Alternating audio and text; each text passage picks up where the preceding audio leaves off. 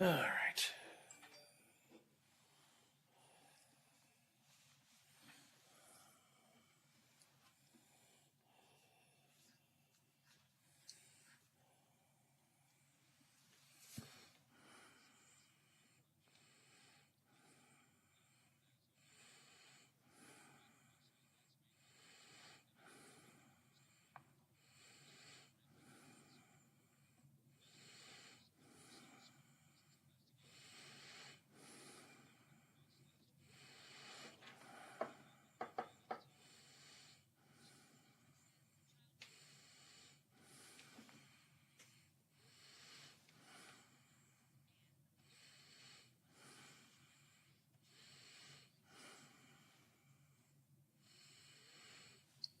Hello?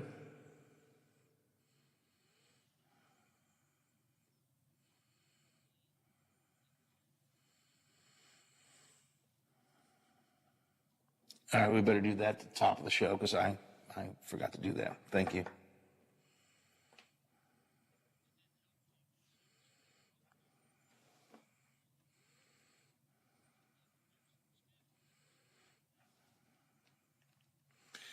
Yeah, I haven't gotten one, so okay, good. We'll do that at the beginning, right at the top of the hour then.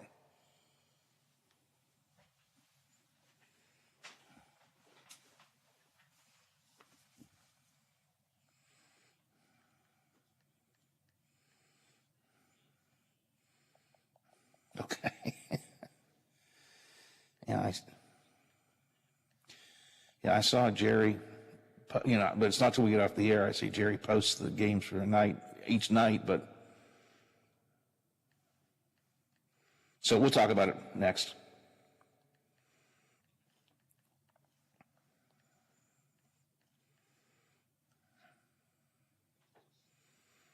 Screen with quick access to local news content and a localized weather forecast. Subscribing to notifications is easier, and with one tab, you have access to recent push notifications. There are more ways to watch and find video. To get the new WTRF7 News app, just update the latest version or download the WTRF7 News app in your Apple or Google Play Store by searching WTRF. For all of your IT needs, visit OmniPerforms.com. Omni Strategic Technologies, the only IT company that the watchdog trusts. Sick of waiting for your furniture to arrive? Menards has the furniture you need in stock. Plus, you get a free rug. That's right. Buy any upholstered living room furniture at $299 or more and get a free 5x7 area rug. That's $149.99 in savings. Need a new chair? How about a sectional, a new recliner, or love seat? Buy one today, get a free rug. Hurry up, get to Menards before they're gone. In-store only while supplies last. Save big money at Menards. I'm Josh from Panhandle Cleaning and Restoration. I hope you are staying healthy. We continue to respond to structural, fire, and water emergencies. We are combating COVID-19 with our highly trained staff and latest disinfection systems, providing preventative and reactive disinfection to facilities around the region, while working with area hospitals on isolation areas and air filtering.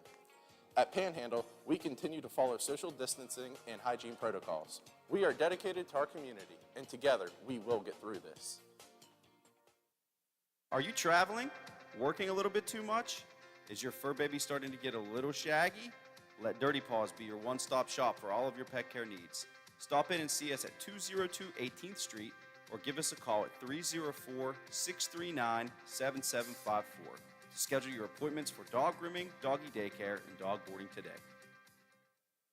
All right, people, we have made it to Championship Sunday. There are only 3 football games left, not counting the Pro Bowl, and 2 of them go down this weekend. Suffice it to say, these are the must-watch, must-wager matchups. So go ahead, download the Caesars Sportsbook app if you haven't. Once you're all signed up and you've funded your account, check the promos page for all of the odds boosts, the promos, and bonuses that could very well boost your postseason profits. And remember,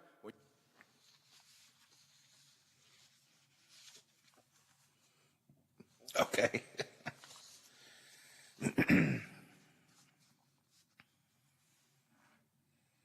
Yeah. Going up the tap dance. promotion in any way. Terms and conditions apply. See Caesars.com/promos. Gambling problem? Call 1-800-GAMBLER or visit 1-800-GAMBLER.net. All games are regulated by the West Virginia Lottery. Please play responsibly. Caesars Sportsbook. Your app is ready, Emperor. Download it. Live and local talk is just around the corner. Stay right here on The Watchdog. Hello, everyone, from The Watchdog. I'm the storm tracker, Darnell Foster, with a look at your local weather forecast for your Friday. Mostly cloudy with a light snow shower in the forecast. A cold day with a high near 28 degrees. Overnight low of 8 degrees under partly cloudy skies. Partly to mostly sunny for your Saturday with highs in the low to mid-20s. Have yourself a great day, everyone. From The Watchdog, I'm Darnell Foster. The views and opinions expressed on the following program are not necessarily those of this station or its sponsors. Well, the weekend is arriving a little early this week. Who wants to have some fun? I do. Friday is National Have Fun at Work Day. Now, are you just saying you want to have fun, or do you really want to have fun? I really want to have fun. According to our calendar, National Fun at Work Day. This is going to be fun. This is so much fun. So much work. I will see all of you in the fun zone. Showtime. Conversations you care about with people you know. This is the Watchdog Morning Show with Howard Monroe on WKKX and WVLY. The temperature hasn't budged much at all this morning. 27 degrees, Wheeling, Ohio County Airport. 26 here at my home studios, and 26 at the Robinson Auto Group Studios, downtown Wheeling in the heart of the Ohio Valley. That's where we started. That's where we are right now. High predicted at 27 today, so we're not going to get much better other than that. We've had an inch or so of snow overnight. We're going to see probably before the morning is over and done with, the morning additional snow will be another half inch to an inch. Then it'll taper off to flurries later in the day.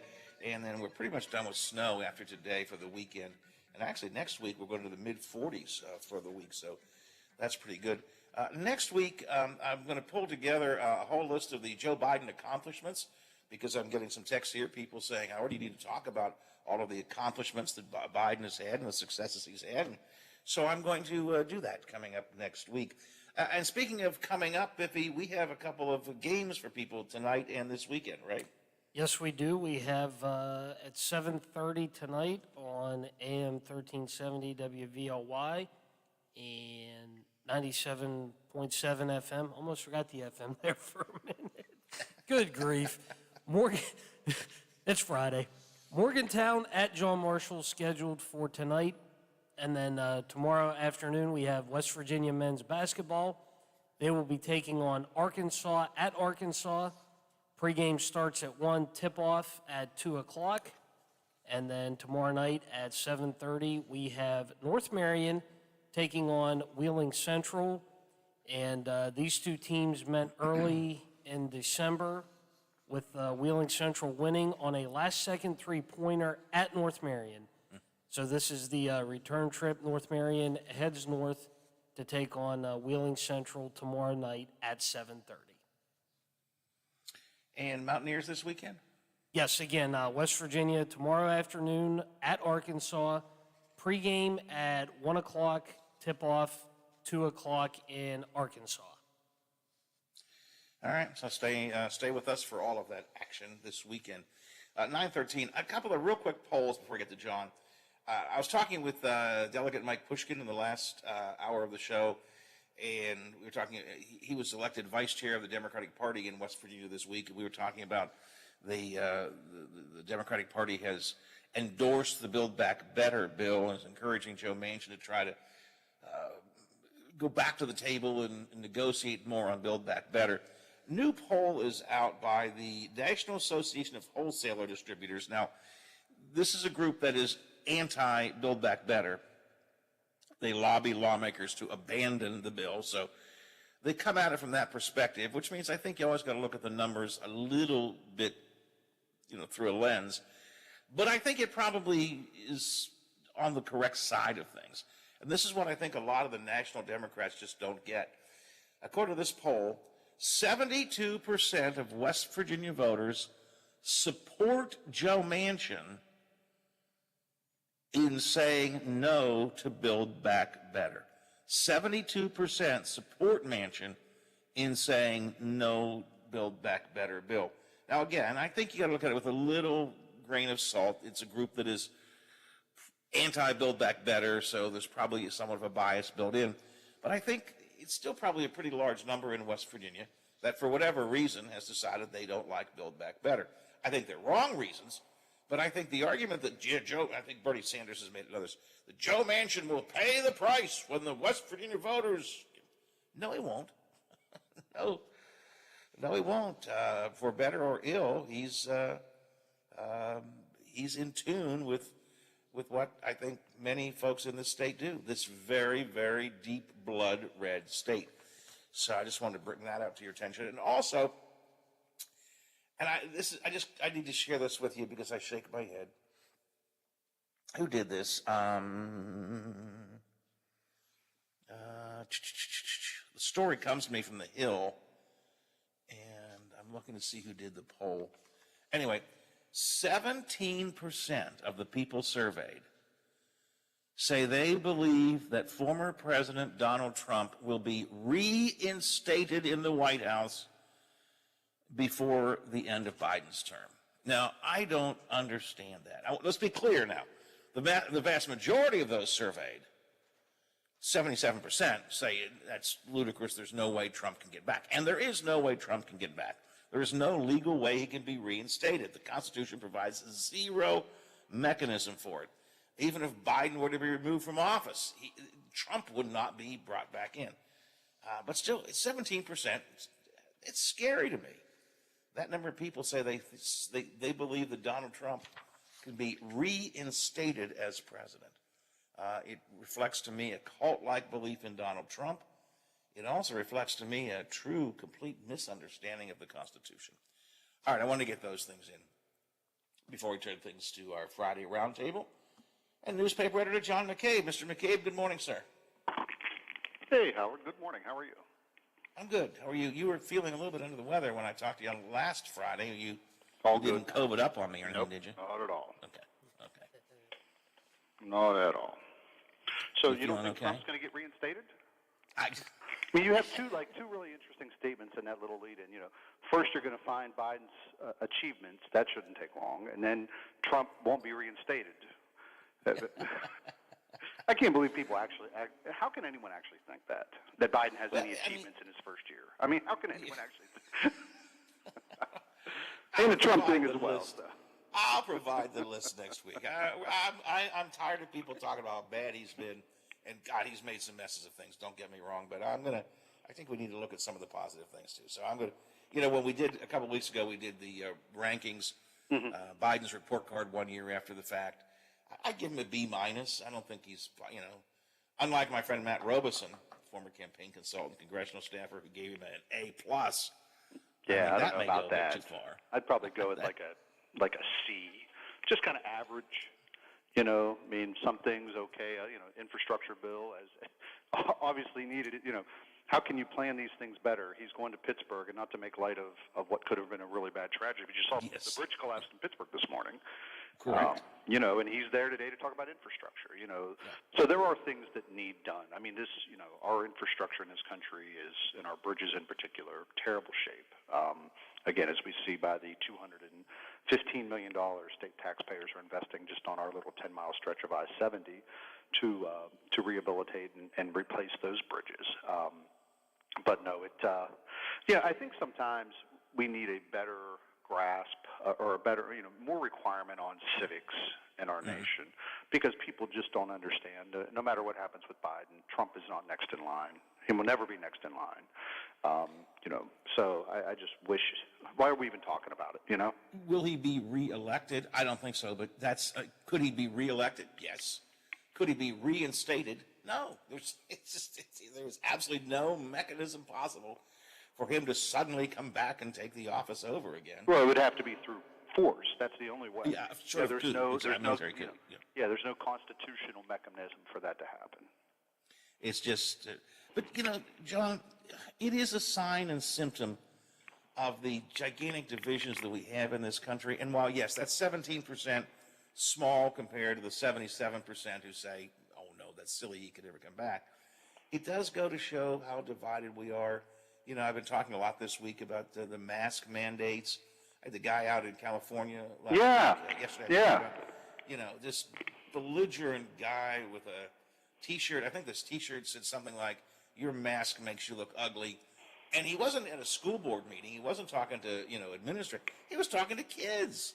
You know, I'm all for And he was people threatening them, and, you know, gee. I'm all for people exercising their First Amendment rights, and you know, in this country, we allow you to be as obnoxious and you know, hard to deal with as you want to be, and that's all protected, and that's how, you know, as we always said, you know, words can never hurt you. So, you know, but you look at that, and when he's doing it to kids, you just kind of wonder where the imbalance is, but why people even think that's remotely acceptable. You know, you go around town here, and near some of our schools, some of our public schools, the kids walk by every day are signs that, you know, F Joe Biden, and you know. And it's more than the letter. Yeah, exactly. And it's like, you know, on flags in front of buildings that are within walking distance of, you know, within like a block of some of our local schools. And I just sit and I think, when did we decide that was okay? When, you know, you can like whoever you want and you can support whoever you want. And again, that's what part of what makes this country so great is we can do, you know, we have freedom to do what we want. But when did we decide it was okay to just, you know, really let all those deep, dark things that we all think about at times come out in the open and put it on a flagpole in our front yard? When did that ever become especially acceptable? within sight of kids? Yeah, you know, again, you can support whoever you want, you can like whoever you want. I don't care. That's our, you know, that's our right as Americans. But you know, when you put that up, it just makes me wonder what's wrong with people anymore. Well, it's reached a point, John, where the I mean, when I first started in talk radio, I didn't even know what anybody's politics were. You know, I'd have guests on. I didn't know if they were left, right, conservative. Even if they were elected to office, I didn't really pay a lot of attention to their affiliation because we just talked about the issues. We talked about, you know, and then somewhere along the way, over all these years, everything is now political. And I won't attribute it all to Donald Trump, but I will say it hit its apex during Donald Trump's administration, that everything now comes down to really your party affiliation and that, you know, common courtesy, common decency, concern for children goes out the window. Well, yeah, it, you know, can really trace it back. You know, 9/11 brought everyone together for, you know, 10 minutes, and after that, you know, Bill Clinton had his detractors, and you know, much like I found with Donald Trump and many others, you know, moral character lacking in a lot of ways, but good, you know, good policies. Clinton goes down as a, you know, much better president than anyone thought he was when he was in office. Probably, you know, did some things and worked across the aisle. You know, brought people together to you know, balance the budget and do many other important things. But, you know, when Bush was in, it just kind of, that's where, you know, again, what happened then? We saw starting to see the rise of these online platforms where people, you know, people could just be, you know, where we could be divided. And, you know, interesting thing I saw the other day on some platform, you know, one of our statewide television stations, you know, basically saying, hey, does your fingernail hurt? It might be Omicron. You know, does your, you know, your shoe won't tie this morning? Maybe you have Omicron. You know, and it's just, you know, what are we trying to do here? John, you know, John, what my are we finger doing? is hurting. Wait a minute, my finger is hurting. Do I need to get tested? You know, and it's just, it's like, what are we doing? You know, why are we setting public perception? I'm not going to say policy, but why are we giving people a possible perception that they will take and look as fact, just in an effort to drive engagement and clicks on a story online? That's all this is, and it's, you know, it's totally off the rails anymore, and I think in so many ways. I saw somebody criticize your paper though for clickbait a week or so ago. I No, don't know really? what the story was. No, I don't know. It probably was on your Facebook page. and I forget what the story was. It was a good story. It was worth a lot of discussion. And all they're doing is putting up clickbait there. Well, There might have been something with masks. Who knows? I'm sure it probably was something mask mandates or something like that. Might have been. Who knows? And I mean, are we probably guilty of it at times? Probably. But I think we try. I think as you try, and others who are responsible. You try to again be responsible. You try to not not go out and find that fringe story that says if you woke up this morning and you slept on your left side, you might have Omicron. Some study found. So it's at some point. And maybe we're past the point where we can get back, but you would think at some point we've got to come back to a semblance of normalcy. But I'm always the eternal optimist, Howard. A couple of thoughts there. First of all, Biff and I will talk a lot about some of these stupid stories, but we put them in the context of, boy, these are stupid stories. I mean, it's like, God help us, how do we get to a point where this becomes a story? So I do it because I think it's interesting. But I always try to put it in the context of who would believe this crap. The other thing, this is almost not an offense, but there's a difference between clickbait and promotion and teasing. A lot of times I'll tease something coming up after the commercial break. And it's a little, I don't know, I won't say titillating, but I'll kind of leave it in a way that people wonder what I'm talking about. It's not clickbait. I'm not trying to. It's just. I want you to think about it before we get into the details of it. Well, and that's what a headline does too, by the way. Yeah, headline is there to get you to kind of get a quick understanding of a story, and then read the story. You got to read it all. So. Well, I read a lot of things every day that that I don't agree with. That I know probably have. At least portions of it maybe don't have a strong basis in fact, but you learn from those things and you gain an understanding, and that's part of being a well-rounded person, is being able to discern, what's accurate and what's not. And we all come across things every day that's just not true. And that's again one of the fallacies of consuming news online is you can find whatever you want to justify whatever you're thinking.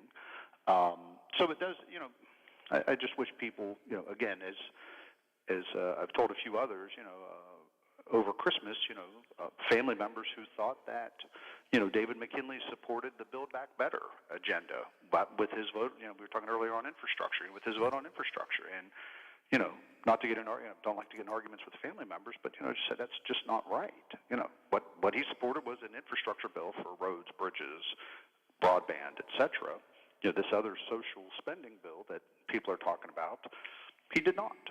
But, And he has aggressively tried to make it clear that he's opposed to the Build Back Better bill. But it's hard because the narrative that's being put out there repeatedly and that people are getting slapped with every time they go on Facebook or every time they open their mail and they see a flyer, is that he supports Pelosi and Schumer. And so it's just, I don't know. It just gets to be tiring after a while.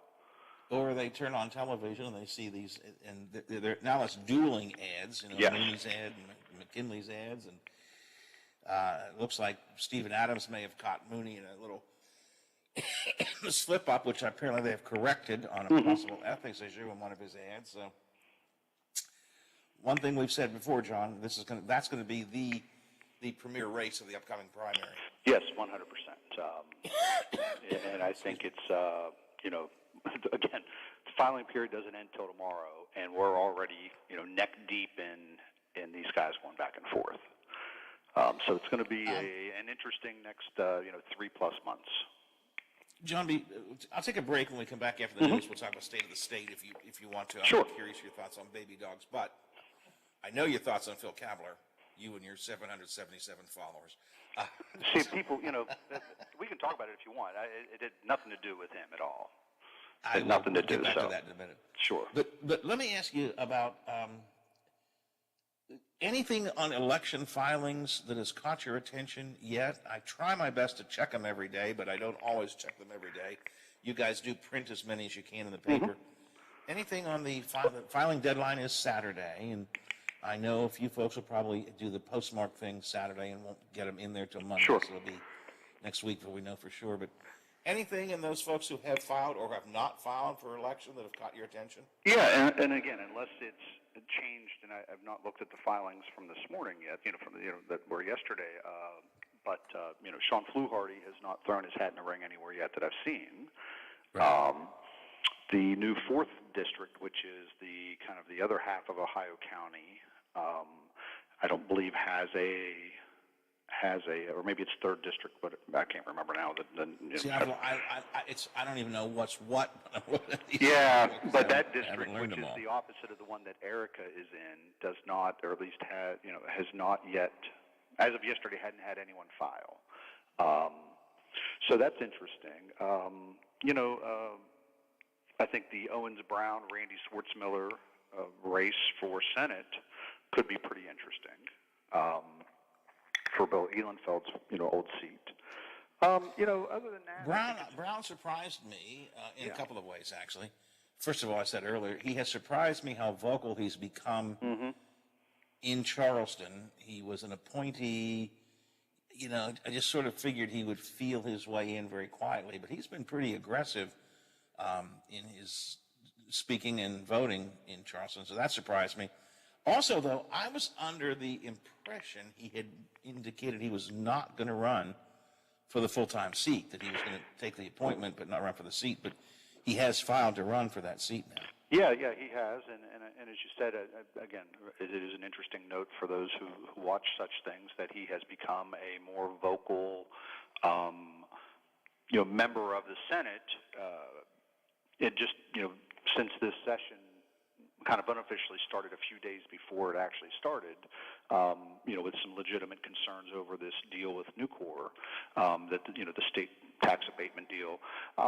So, maybe for him it was just a matter of becoming comfortable in Charleston and understanding the process better. And but again, I think Randy Schwartzmiller has run now, a lot in this area, and has run for House and run for Senate, and lost in 2000 and I guess he lost in 2018 to Ehlenfeld for that seat.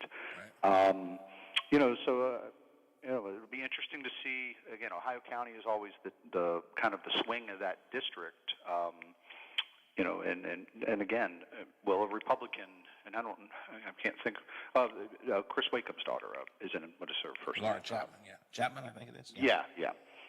So she's so I think it's going to be interesting. I do. Not a lot of real big surprises. Again, other than I think if Mr. Fluharty will jump in at some point before the filing period ends tomorrow. So that's probably about my I can't help but think Sean's going to run for something. The Yep. speculation had been, in fact, he had said on the show at one point he thought he would run for the state Senate seat. But I think that was before they crafted the delegate districts in a way that made him a safer seat in his delegate district. Right. And I'm looking, that must be District 5. Sean is District 5? Well, yes. Well, he and Erica, I believe, are in separate districts, if I recall correctly. That's what I'm looking at the filings here. For District 4. 4 is his district, we have, right? Erica Storch has filed. Then maybe he's District 3. And there's no, and then District 3 is Wellsburg. Jimmy Wills from Wellsburg has filed. Wellsburg and Follansbee. And that could, depending on how they wrote those districts, though, it could include parts of Wheeling as well. Right. There's no one filed in District 5. That's why I'm thinking that might be Sean Fluharty's Maybe, district. Maybe that's what it is. So no one's filed there. So again, and knowing Sean, it may be a mail-in Saturday night. We'll wait till Monday morning to see how he could always go file at the Secretary of State's office in person, tomorrow. Well, he'll be down there anyways. That's right, the point, exactly. So. But nothing else has really caught my big attention. I thought there might be more folks filing for the county commission seat. It looks like it's just going to be, and correct me if I'm wrong, John, it looks like it's going to be Randy Wharton on the Democrat side of things and Dave Palmer on the Republican side. For the seat that's up for election, right, there is still an appointment to be made. Correct. To the seat that Don Nickerson is going to vacate once he becomes a intermediate court judge.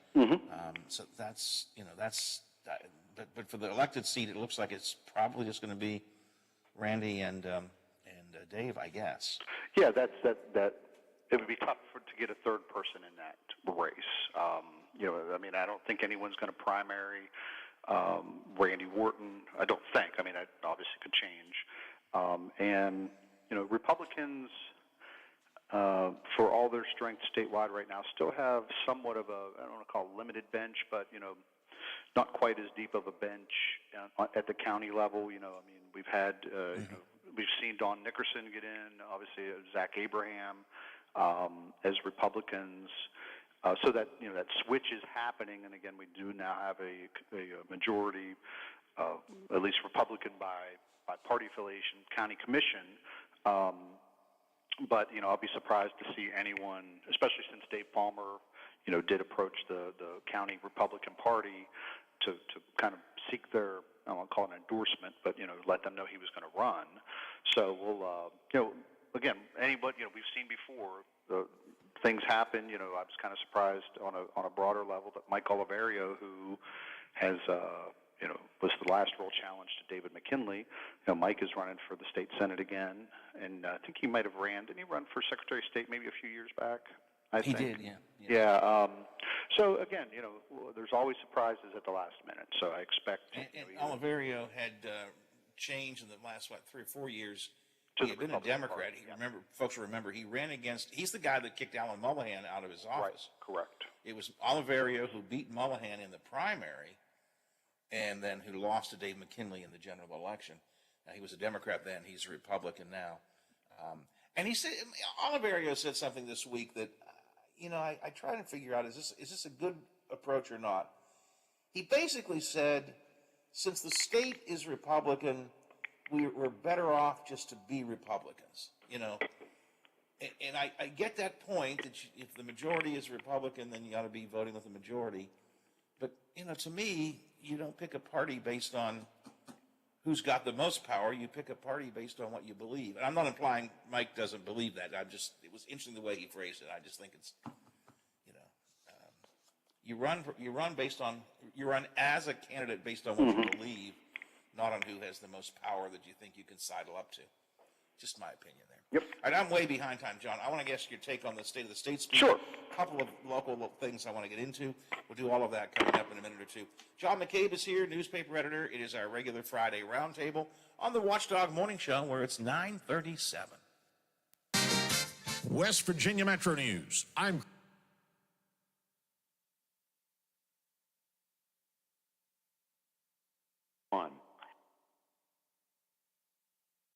turned her rear end toward the audience and addressed comments made by actress and singer Bette Midler. So from that standpoint, Baby Dog tells Bette Midler and all those out there, kiss her hiney. Last month, Midler had criticized Senator Joe Manchin for not supporting the president's Build Back Better agenda, calling him poor, illiterate, and strung out, just like his state. She would later apologize for the tweet. During his speech last night, the governor praised recent economic development announcements that were made in his absence when he had COVID earlier this month, including the addition of Nucor Steel in Mason County. Now, earlier in the day, Nucor executives held a conference call where they touted the company's plans to build that $2.7 billion facility.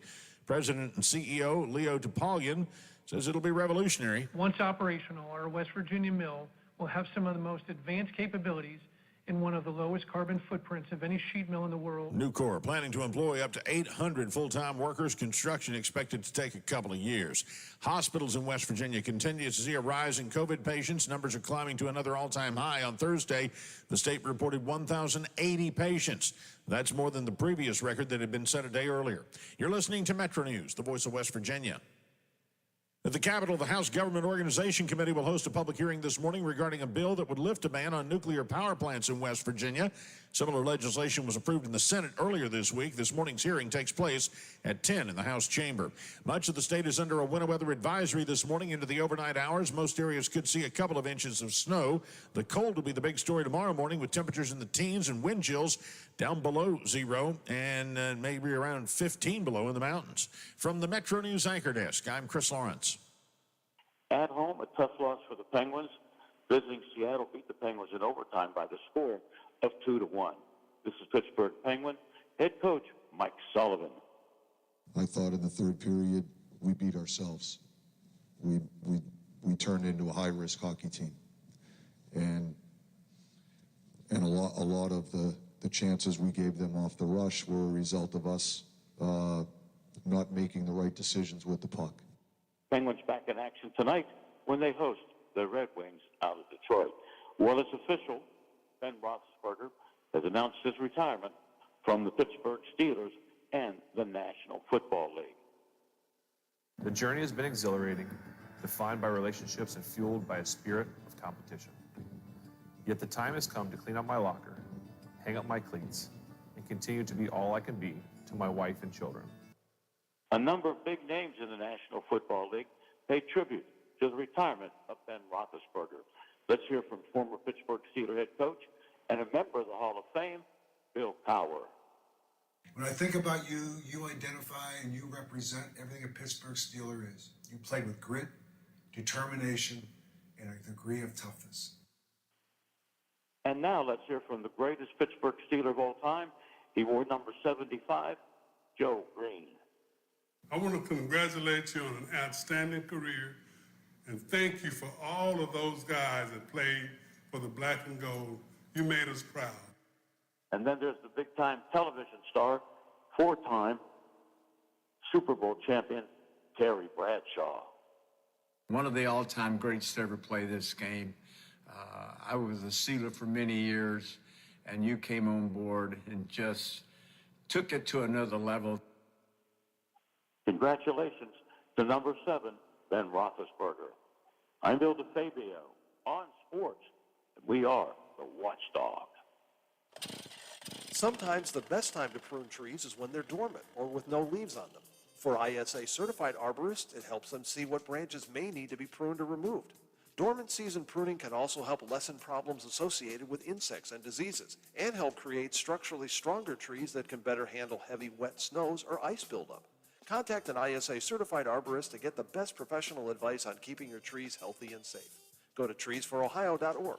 That's trees, the number 4, ohio.org. You make 35,000 decisions every day. Are your gambling decisions good ones? If you struggle with a problem with gambling, call 1-800-589-9966 for free confidential support. Do you have a loved one who struggles with a problem with gambling?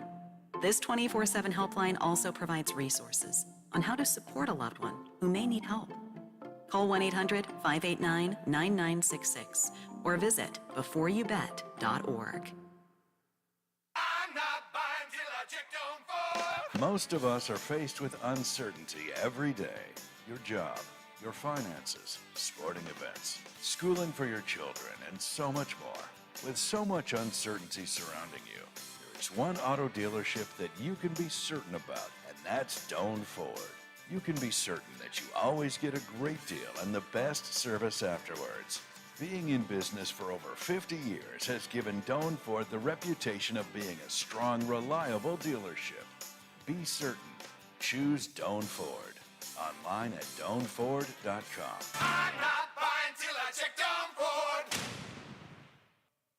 Millions plan for retirement online. Estimate your future benefits, apply for retirement, and manage your benefits all from the comfort of your home. And give yourself the freedom to do what you want offline. Social Security's online services help put you in control with secure access to your information anytime, anywhere, allowing you to spend more time with family, friends, or simply just enjoying the day. Social Security, securing today and tomorrow. See what you can do online at socialsecurity.gov. Hey man, what can I get you? Yeah, can I have 2 Coors Lights? You got it. Hey Mike! I need 2 Coors Lights! Sure thing. With a taste as cold as the Rockies, only Coors Light gives you refreshment every time. Here you go. Thanks, Mike. Doing a great job. All right, 2 ice-cold Coors Lights. That's the coldest beer I've ever had. Hey, they don't call it the world's most refreshing beer for nothing. Okay, be honest with me. Do you really have the Rocky Mountains in your beer cooler? You don't believe it? Check it out. Man, that's pretty amazing. I know, right? I can't believe it myself sometimes. I mean, this cooler is only 3 feet wide. Coors Light, the world's most refreshing beer. Coors Brewing Company, Golden, Colorado. With great beer comes great responsibility.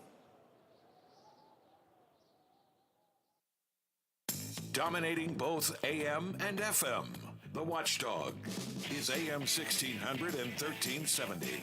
FM 98.1 and 97.7. We are the Watchdog.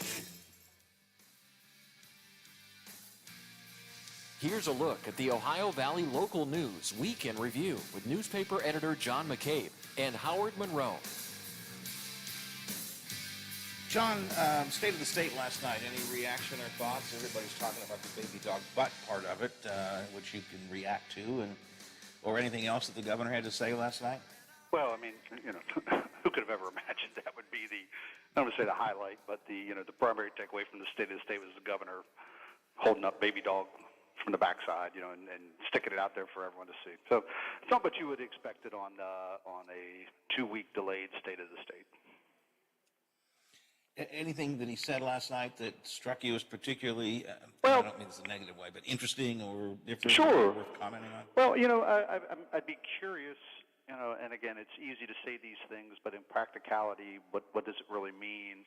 I think he wanted to give, $10 million to Homeland Security to help stop the flow of fentanyl, from the southern border. I'm not sure exactly how that would work, or I don't know. Maybe he's got an idea, but again, we know fentanyl, opioids, et cetera, have been a major problem, probably one of the defining issues in West Virginia over the last 10, 12 years.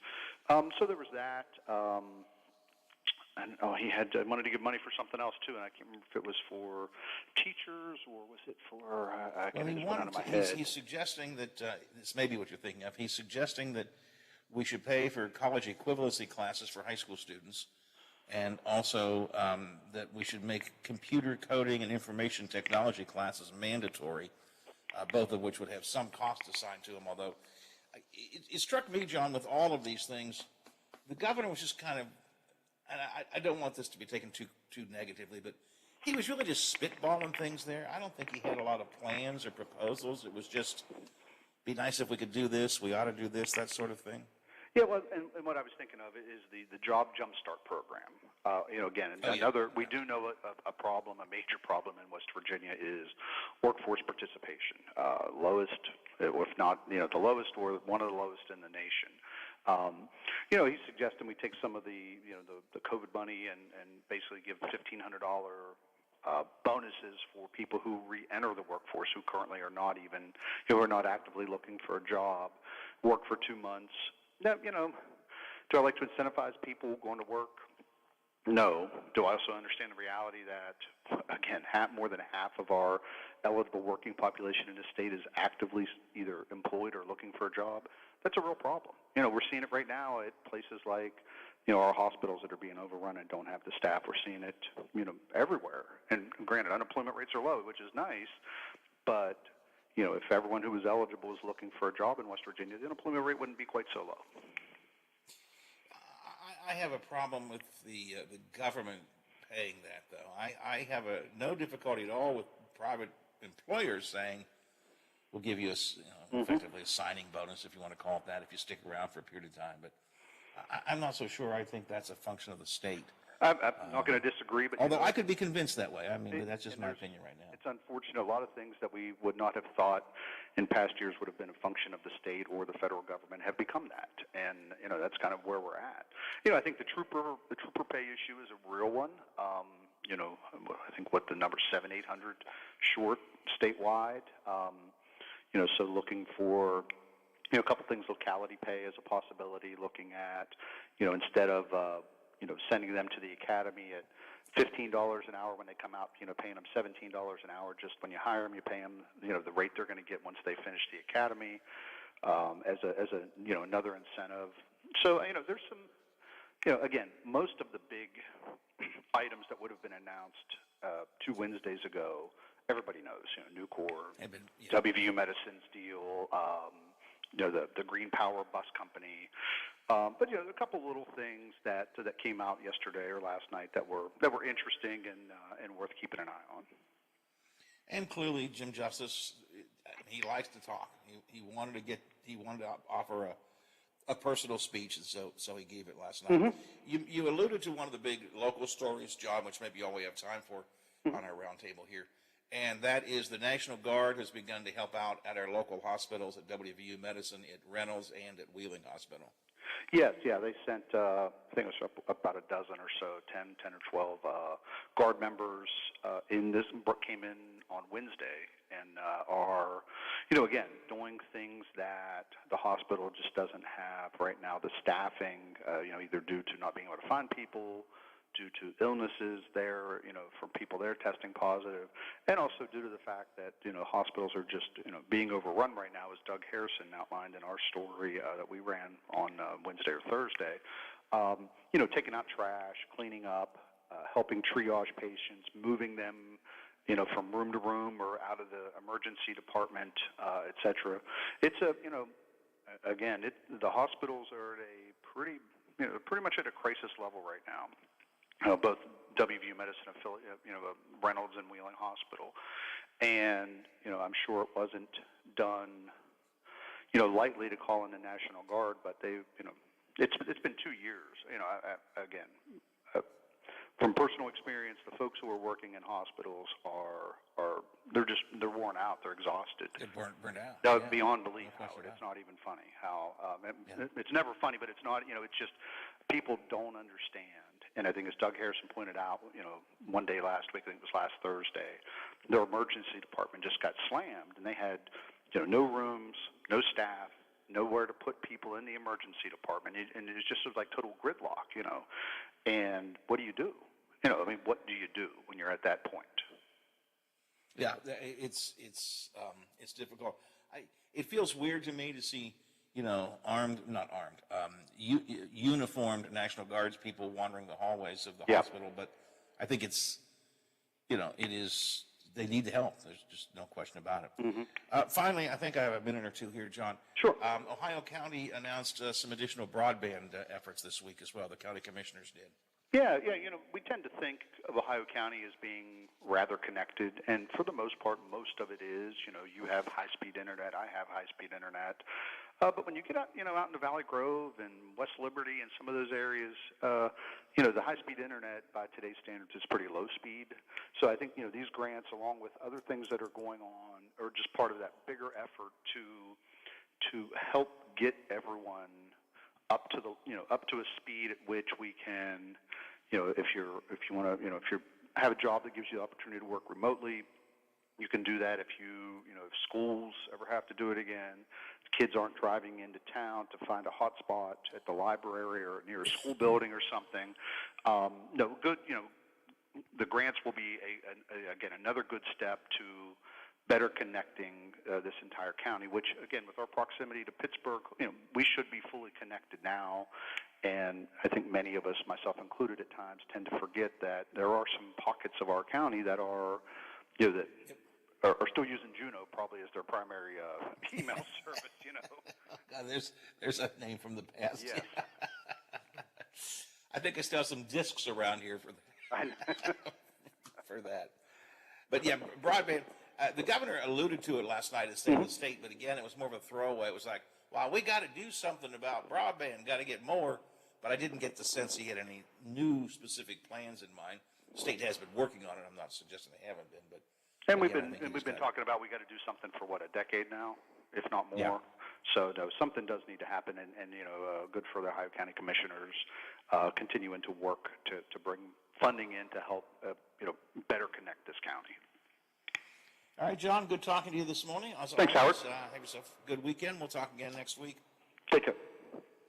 Newspaper editor John McCabe checking in this morning here on the Watchdog Morning Show.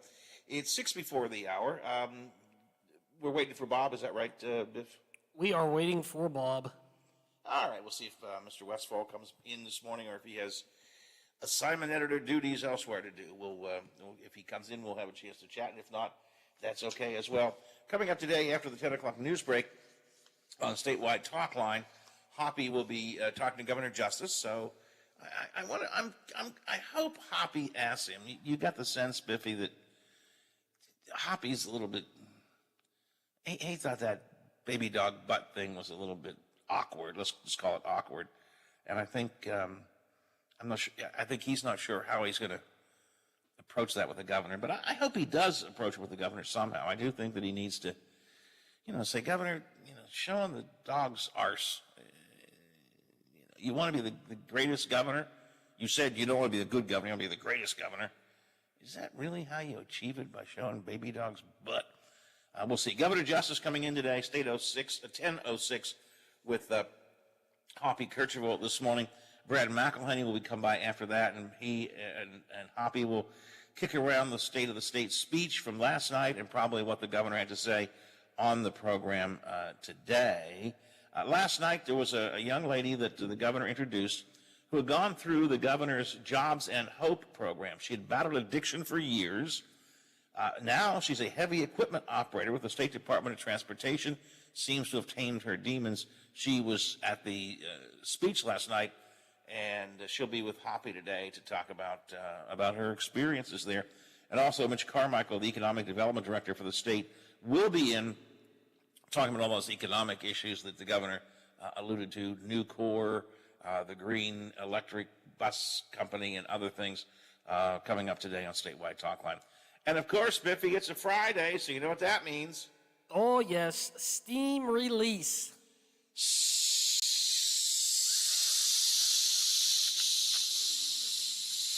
Steam release.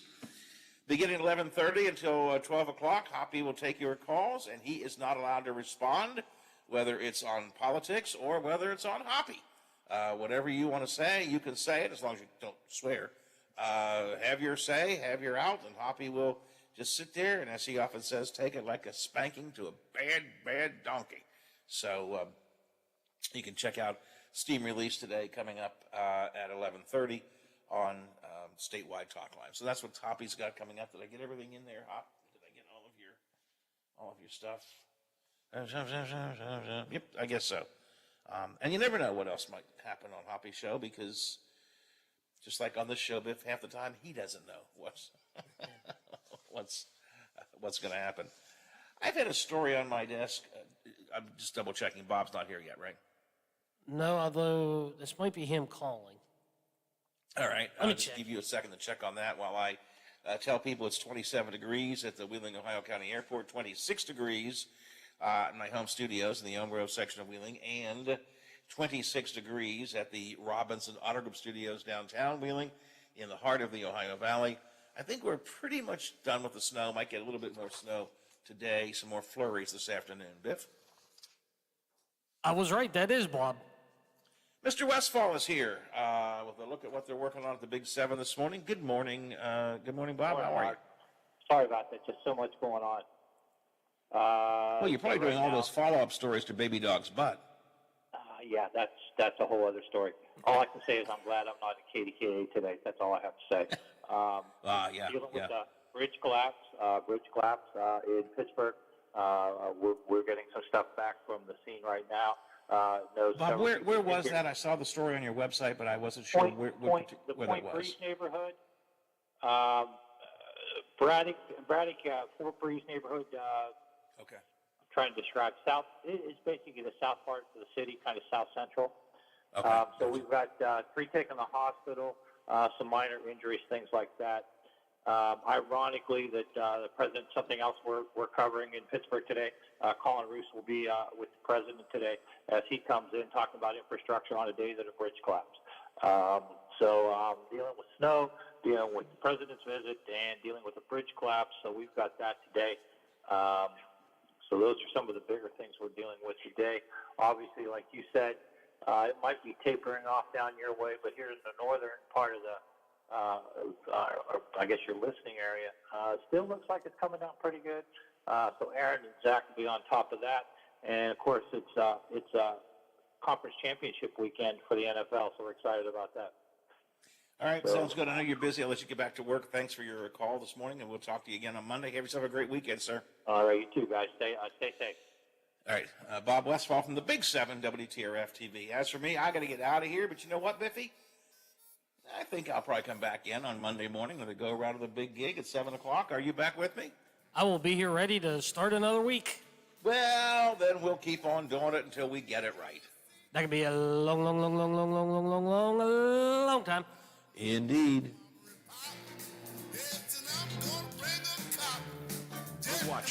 is FM 98.1, AM 1600 WKKX Wheeling, FM 97.7, AM 1370 WVLY Moundsville. From ABC News, I'm... All right, Biffy. I guess we squeezed him in. It was good he called. I was about a minute out of time. I wasn't sure how my... Oh, you never thought about that? Yeah. I wasn't sure how I could tap dance one more minute. I've been tap dancing far long enough, but good. And it worked out well. Listening to Bill the second time around, first time he sounded good because I wasn't expecting it. He still sounded pretty weak when he did that report, at least when I listened to it the second time.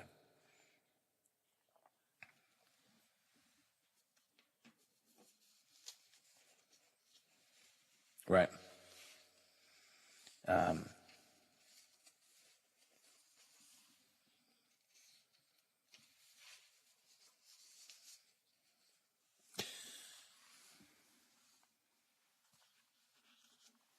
Yeah. Yeah, I think he's just bored. When he's not really, he's ill, but he's not like, in a coma. You know what I'm saying? I mean, so he's just sitting there kind of bored, and it gives him something to do. But I told you, he said to me the other day, he said, I'm going to start calling, doing the reports again on Monday. I said, don't. Just put all your efforts into getting well,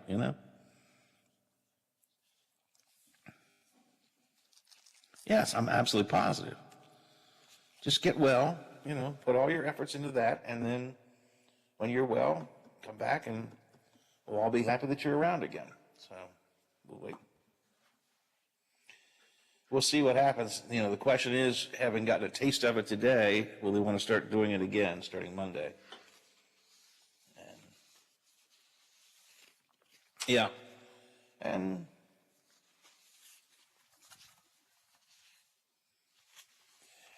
he's had, after a couple times after he said that he's really improving and everything's fine, then the next thing you know, we hear that he's got back into something else. So I just wish him well.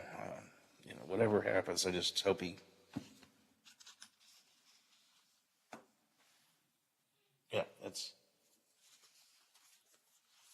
Spend your time on getting well, and we'll be here. Well, as far as I know.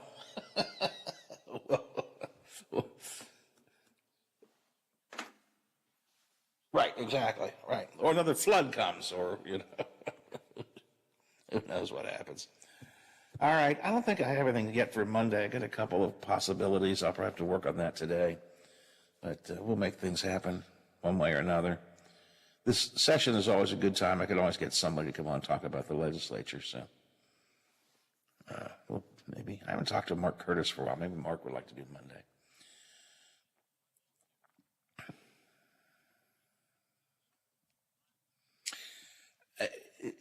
That's actually a good point. We'll probably have to do a whole segment on because we're still going to have to wait and see who comes in. Again, you can postmark it by Saturday night. So they'll be in on Monday. So we really won't know completely until Tuesday, probably. But by Monday, it's a good point. By Monday morning, we'll probably have a pretty good idea of who all is filing.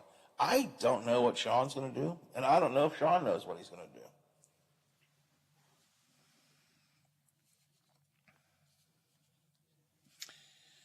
Well, if he files for the state Senate, that's going to be particularly interesting. I expected the state Senate. That's what I thought he would go for. But when they redid the districting and he ended up,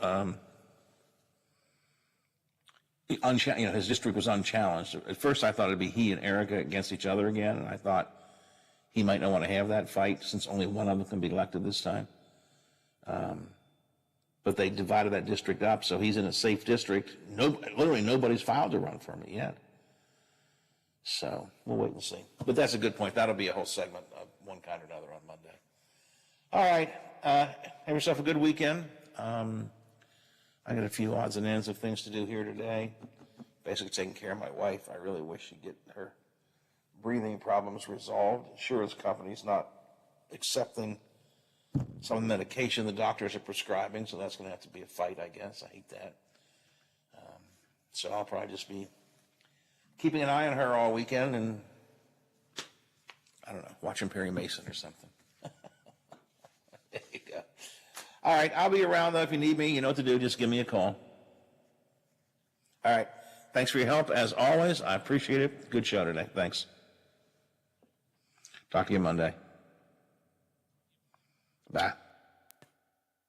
The Watchdog. Hello, everyone, from The Watchdog. I'm the storm tracker, Darnell Foster, with a look at your local weather forecast for your Friday. Mostly cloudy with a light snow shower in the forecast. A cold day with a high near 28 degrees. Overnight low of 8 degrees under partly cloudy skies. Partly to mostly sunny for your Saturday with highs in the low to mid-20s. Have yourself a great day, everyone. From The Watchdog, I'm Darnell Foster. The views and opinions expressed on the following program are not necessarily those of this station or its sponsors.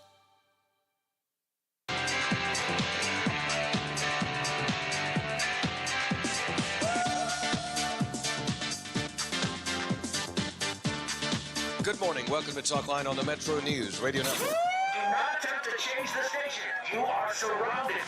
We interrupt this program to bring you an emergency news bulletin. Repeat, this is an emergency bulletin. Keep your radio turned on. From the studios of WVRC Media and the Metro News Radio Network, the voice of West Virginia, comes the most powerful radio show in West Virginia. This is Metro News Talk Live with Hoppy Kercheval. Check set lineup link. Activated telephone. Switch network control from Charleston to Morgantown. Stand by. Q Hoppy. You're on.